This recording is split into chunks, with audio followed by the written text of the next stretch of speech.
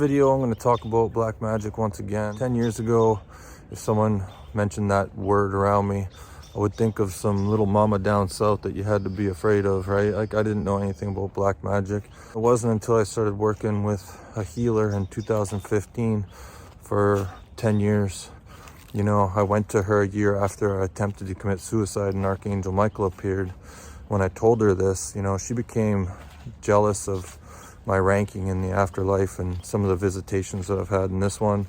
And so she started to send me death spells in the form of, you know, suicide like energy.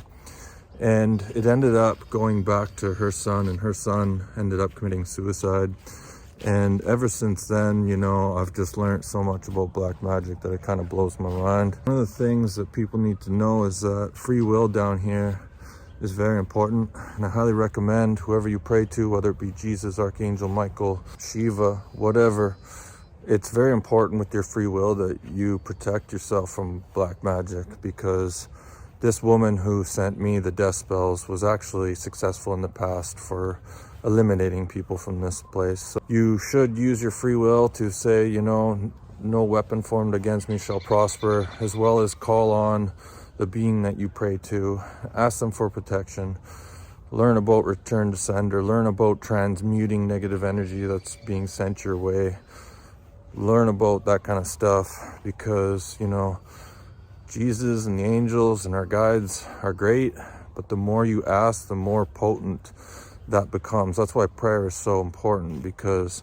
when you state something, that energy goes out and you make it stronger. So that's the first thing. Second thing that I've learned about black magic is that sometimes our angels and guides actually let it go through to serve a purpose. Like for me, you know, I haven't been releasing too many videos, and the reason for that is ever since I turned 44, the end of February, I couldn't help but to go within and just do an internal audit, ask myself who I was, and looked at a bunch of things and discovered a bunch of issues that need to be healed within me. And there's a part of me that's kind of just exhausted from this crazy spiritual healing journey that I've been on since 2015. You know, tons of plant medicine, tons of Reiki healing, a bunch of group meditations, you know, eating right, doing all this stuff, fasting, getting out in the sun, grounding. Just, it's kind of caught up with me, and